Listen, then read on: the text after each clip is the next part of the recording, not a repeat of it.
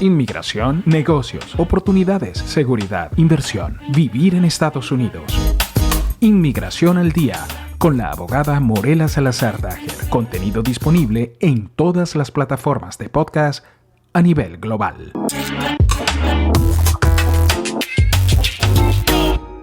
Bienvenidos a este episodio de Inmigración al Día con nuestra queridísima abogada Morela Salazar Daher. Estamos hoy en su oficina, en su despacho, aquí en la 1200 y Ponce de León. Morela, buenos días. Buenos días, Lucía. Qué gusto tenernos aquí personalmente. Pues imagínate, nosotros encantados de venir acá a conversar contigo. Y como siempre tenemos audiencia nueva, entonces hoy vamos a hablar de Morela, porque hay gente que está entrando nuevos y que no han escuchado los podcasts de antes, etcétera. Entonces, muy interesante que conozcan quién es Morela Salazar Daher. Y esa es la primera pregunta. ¿Quién es Morela Salazar Daher? Morela Salazar Daher. Pues nada, como muchos otros, soy una chica nacida en un país latinoamericano, específicamente Venezuela, de una familia clase media, que pues me inculcaron los valores típicos de cualquier familia latinoamericana. Hasta que un día emprendí y dije, bueno, tomo los valores que me dieron, pero ahora tengo que armar mis ideas y lograr pues los sueños que yo quería de alguna manera avanzar. Pues yo sé en parte tu historia, que me parece espectacular, pero quiero que la compartamos hoy. Y es que Morela llegó ya siendo abogado de inmigración, no de inmigración, pero era abogado de profesión en Venezuela, y luego viene a los Estados Unidos y vuelve a estudiar aquí, se hace abogada en Estados Unidos y además abogada de inmigración. Pero ¿cómo fue ese proceso y por qué tú decidiste volver a tus orígenes de abogada y además irte por la parte de inmigración? Sí, bueno, yo creo que como todo en la vida se va sucediendo por las cosas a las que uno se expone, ¿no? Y sobre todo fue por una necesidad personal. Yo tenía la necesidad personal de lograr alguna documentación para estar legalmente en este país, de las oportunidades que todos sabemos. Y en esa vuelta a los Estados Unidos, porque en otras ocasiones ya había vivido aquí desde pequeña. Claro, a veces uno viene porque los padres lo traen, porque pasa temporadas, etc. Exactamente. Bueno, en esa vuelta pues yo hice una cita con un abogado de inmigración. Me explicó pues cuáles eran las posibilidades para mí. Perfectamente entendí uno de los conceptos que creo que era el que me cuadraba a mí personalmente. Y bueno, yo recopilé toda la documentación que me había pedido, la organicé, y cuando voy a mi segunda cita para entregarle todo, el señor me dijo, wow, pero esto está perfecto. Y yo le digo, bueno, ¿y cuánto le debo por el trabajo? Y me dice, no, pero si el trabajo lo hiciste tú. Wow. Lo que me gustaría es que trabajaras para mí. Y bueno, imagínate. Y así un poco entré yo en todo aquello y dije, wow, pero qué maravilla que se me abran estas puertas. Y entonces me intrigó, ¿verdad? Y empecé a estudiar un poco más acerca de todas las diferentes alternativas migratorias que habían. Claro, señores, estoy hablando hace muchos años atrás, las cosas no eran tan complicadas como pueden ser ahora. Claro, es que todo ha cambiado muchísimo. Todo ha cambiado muchísimo. Pero bueno, en todo caso, el país de las oportunidades me puso enfrente a una persona que me abrió una enorme oportunidad laboral. Y luego de trabajar con él, pues luego empecé a trabajar en otra firma de abogado como paralegal, señores, porque yo no tenía título aquí, yo no podía ejercer. Claro. Y como paralegal empecé a aprender cada vez más, a exponerme cada vez más. Y una vez más, mi jefe en ese momento me dijo, Morela, tú tienes que hacer esto, tú tienes que estudiar, tú tienes que graduarte aquí, tú tienes el potencial para llegar a ser una gran abogado en este país. Fíjate que la gente muchas veces habla de la pasión, de lo que nos interesa, de lo que, pero ese don que muchas veces traemos dentro, que no, a veces lo dejamos pasar y decimos, ay no, yo quiero hacer otra cosa. Sí, señor. Pero a veces tenemos que hacerle caso no solamente a nuestro instinto, sino a lo que los demás nos dicen. O sea, tú eres buena para esto, eres organizada, ya tienes una carrera hecha, ya que te puedo dar unas bases, las leyes son diferentes, claro. Pero el espíritu de defender personas o de ayudar a las personas, exactamente, esa misión de vida. Exactamente. ¿Qué misión de vida te planteaste? Es que es tan extraordinarias esas palabras que acabas de utilizar, porque yo siempre he dicho que realmente la misión de un abogado es ayudar. Para eso surgen los abogados en la historia, para ayudar a resolver sobre todo un problema personal. La gente no entiende muchas veces, no, tengo un problema legal, tengo que... No. El problema es personal. Claro. Tú necesitas resolver un problema personal que te está angustiando, que no estás legal en este país, que tienes a la policía detrás, que tienes que pagar unos impuestos. O sea, el problema es personal. Y los abogados, pues estudiamos para tener las herramientas para poder solucionarte ese problema personal. Y sabes qué otra cosa, a las personas que nos están viendo por las diferentes plataformas o los que nos están escuchando también por esta vía de podcast, es que los temas de inmigración no solamente te atañen a ti o te afectan a ti, sino en la mayoría de los casos llevas a tu núcleo familiar también con eso, a tu esposa, a tus hijos. Absolutamente. Entonces son familias enteras que dependen de eso. Absolutamente. Y eso es importante también, Lucía. Primeramente, aquí todos, y por lo menos todo el personal que yo tengo en mi oficina, mis amigos por lo general, somos todos inmigrantes. O sea, todos hemos pasado por un proceso de inmigración. Por lo tanto, lo tenemos muy latente. Claro. Todos, ¿verdad? Cuando a mí me llega un cliente potencial, hacemos un análisis de su realidad. No estoy hablando de una sola persona, estoy hablando de su cónyuge, su esposa, su esposo, de sus hijos, de la edad de sus hijos, de cuáles son las aspiraciones profesionales de cada uno de ellos. Totalmente, sí. O sea, es todo una serie de factores que realmente lo hacen muy humano. Tenemos que humanizarnos cuando tratamos este tipo de temas.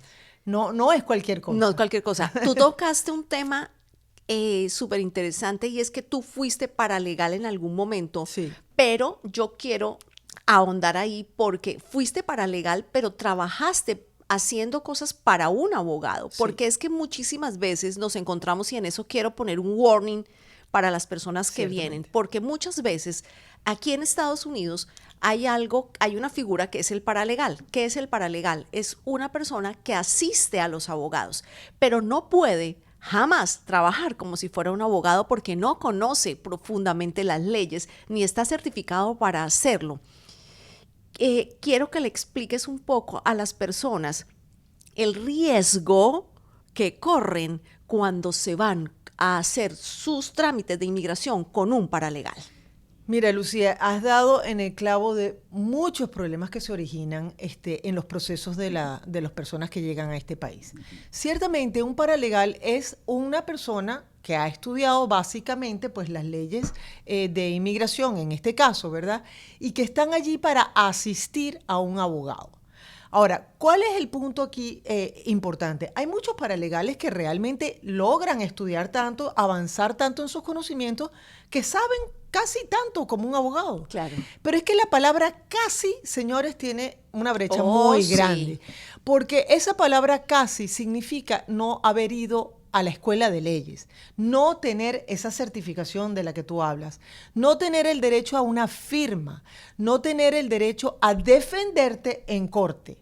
Y ahí es donde está la gran diferencia. Cuando el caso se enreversa, el paralegal no puede hacer nada. Claro. El abogado sí. El abogado sí. Y hay muchas cosas más que yo lo he visto contigo en estos podcasts que hemos grabado, y es que muchas veces hay como cambios en las leyes que son de un día para otro, y los abogados tienen que ir y empaparse, y lo hacen para ver, y muchas veces no alcanzan ni siquiera porque viene otro detrás y otra modificación y otra modificación. Eso no lo puede hacer un paralegal, no lo hace porque esa no es su función de estar estudiando como lo que hacen los abogados. Es que no tienen las herramientas para ello. Por ejemplo, yo esta semana, que estamos empezando nuestro programa nuevamente, esta semana, el día jueves y viernes, yo estoy enteramente metida en una conferencia de abogados de inmigración, porque nos actualizan, nos dan todas las nuevas protocolos, porque no solamente es la ley que cambia, cambian los protocolos,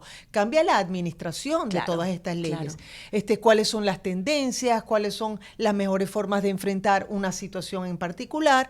Para ello, todos los años los abogados tenemos que ir a esta conferencia y permanentemente estar en estudios de actualización Claro. de la ley.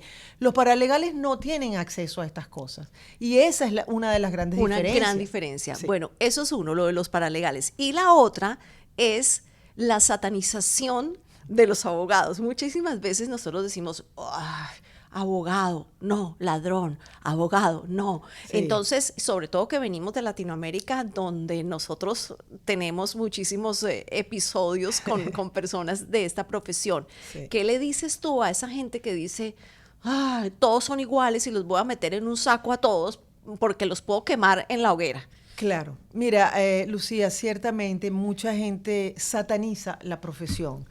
A veces, con justa razón, debo admitir, aunque no me gusta, yo no soy amiga nunca de desmeritar a un colega, porque yo sé el esfuerzo que requiere llegar a esta posición, Claro. ¿verdad? Por lo tanto, jamás, y es por principio personal, jamás hablo mal ni del trabajo de otro abogado, ni de sus estilos, digamos. Claro. Pero sí, ciertamente hay Que personas... los hay. Sí, hay gente con menos escrúpulos, digamos. Sí. Mi tendencia, y ustedes lo saben porque tenemos muchos años ya conociéndonos, o sea, yo ofrezco un servicio legal, trato de ceñirme lo más posible a la ley. Soy muy, muy conservadora cuando doy una opinión legal, pero sobre todas las cosas trato de ser muy humana, muy cercana. muy cercana Eres a muy esa cercana. persona, a la persona que me está consultando. Es ¿sabes? que creo que hay dos cosas que uno tiene que buscar tanto en un médico como en un abogado. Exacto, Y es que, cierto. por ejemplo, que el médico te siente del otro lado y ni siquiera venga y tú sientas como esa cercanía, que te diga, bueno, ¿y a qué vienes? Exactamente. ¿Cómo te sientes? Exactamente. Bueno, te voy a recetar esto. A que de verdad te entienda y entienda lo que tú necesitas. Y se tome el tiempo. Se tome es que el el tiempo. tiempo es importante, Sí. dárselo a la otra persona. Para eso te pagan. Oh, señores, y con esto no estoy diciendo sí. Yo estoy viviendo mi sueño. Yo practico mi pasión, porque esto me parece maravilloso, apasionante, que yo pueda ganarme la vida ayudando a otros. Estupendo. Pero no es que hay la más buena del salón. No. Con esto también me gano la vida, ¿ok? Claro. Yo cobro mis honorarios. Yo estoy dentro de los precios del mercado justos, ¿ok? Pero sí le doy ese valor añadido de Ese sentarme, plus. ese plus, de sentarme, de hablar, de dar la mano, de dar un abrazo si es Oye, necesario. sí, increíble. Porque que se ha perdido tanto por se demás. ha perdido, exactamente. Es horrible. No, es horrible. yo no quiero tratar con robots. Es más, cuando uno llama por teléfono y te atiende una contestadora, es un poco pesada la cosa. Que creo que sabes que eso es lo que estamos queriendo retomar, porque en esta era de la inteligencia artificial y todo, donde tú llamas y entonces te atiende un robot porque el robot le han metido Wow, el chip sí. de la información, entonces todo es muy robótico. Necesitamos personas que entiendan a personas y que hablen Exactamente. con personas. Así Para, es. para ya ir cerrando, quiero que nos dejes unos tips de lo que está ahora más en boga, de esas consideraciones que debemos tener en asuntos de inmigración en Claro Estados que Unidos. sí. Realmente, disculpen, hay muchísimos tips, hay muchas novedades, hay muchas cosas que han sucedido en los últimos meses, pero entre ellos unas pinceladas les digo. Recuerdan que se aprobó el parol humanitario para los venezolanos, que eran 24,000 de ellos. En total. En total. Sí. Bueno, hace poquito, recientemente, no sé exactamente la fecha, eso lo cambiaron un poco y ahora incluyeron a 3 países más, que son no solo Venezuela, sino Cuba, Nicaragua y Haití. También van a tener Óyeme, parol humanitario. Es que esos 4 países tienen complicaciones muy severas. Muy severas y que no se ve ningún cambio próximo, ¿no? Exactamente. Y esto se crea realmente para evitar esta avalancha de gente que estaba entrando por la frontera. Con esto detuvieron, y efectivamente se ha visto un resultado, detuvieron que la gente arriesgara su vida de esa manera, ¿no? Sí. Entonces ahora son 30,000 al mes. Óyeme, pero qué locura. Pero de estas 4 naciones, claro, ¿no? claro. Entonces, bueno, a ver, es una gran oportunidad. Van a poder llegar legalmente a este país con permiso de trabajo, de manera que ya podrán empezar a estar dentro del mercado laboral norteamericano. Y hablando de filtros, porque también esos filtros son importantes, que se estaba viendo que venían muchas personas que no venían tampoco como la mayoría de las personas que llegan en función de hacer una buena, de tener una mejor vida, de darle educación a sus hijos, de que sus familias pudieran estar alejadas de esa, en el caso de Centroamérica, que tienen tanta violencia. Exactamente. Era como alejarlos de eso. Sí. Porque los filtros sirven también para decir, óyeme, malandritos no queremos aquí. Claro, esos filtros sirven y por eso es que uno de los requerimientos es que la persona tenga un historial policial. Tienen que presentar su récord policial. Pero, Lucía, sí te digo que eso también ha traído algunas complicaciones porque es bastante difícil, ¿verdad? Claro. Hacer un seguimiento de estas personas que llegan aquí, son demasiadas. Claro, son demasiadas. Bueno, ese era uno, ¿no? De los tips. ¿Qué otros tips tenemos por mira, ahí? Otro de los tips es que también en recientes meses hicieron un cambio en cuanto a las personas que llegaban con el beneficio de las visas Ls y Es. Que son las de negocios. Son de negocios, exactamente. Estas personas, los cónyuges de estas personas que traían estas visas, tenían la opción de pedir un permiso de trabajo para trabajar libremente en el mercado laboral americano. En vista de las demoras post-COVID de inmigración de USCIS, lo que han hecho es que cambiaron eso y automáticamente al entrar al país como cónyuge de una E2 o una L1, ya automáticamente tienes permiso de trabajo. Oh, maravilloso, porque fantástico. Así entonces la familia ya tiene dos ingresos, no solamente de la persona solicitante, del solicitante de la visa, sino de su cónyuge. Y eso, lo importante en este caso no es que no existiera, sino que antes tenían que pedir un permiso de trabajo. Y las demoras, bueno, señores, 10, 11 meses para que llegaran. No era automático. No era automático y entonces, claro, un año sin ese otro ingreso es duro. Muy ¿no? complicado. Ese es otro de los tips que me parece que es bien importante. Otra cosita es que ya van a abrir otra vez los cupos de las visas H1B. H1B, ustedes recuerden que tiene un cupo anual de 65,000 visas, más 20 de estudios superiores, pero el punto es que se agotan rápidamente. Por lo tanto, el 1 de abril ya se abre todo este programa, o sea que previo a eso ya tendríamos que tener los expedientes hechos para el registro inicial. Bueno, pues tienen que apurarse, porque como dicen en mi tierra, el que primero se arrodilla, primero se confiesa. Bueno, nosotros decimos que pega primero, pega dos veces. También. Hay muchos dichos. Pero lo único que hay que hacer es que hay que hacerlo rapidito porque si son 60,000, ¿no?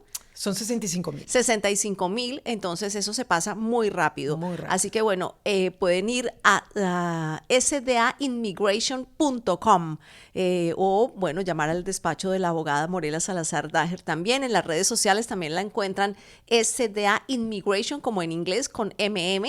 No, siempre tenemos que siempre lo escribimos mal porque como en español es NM. No, es Immigration.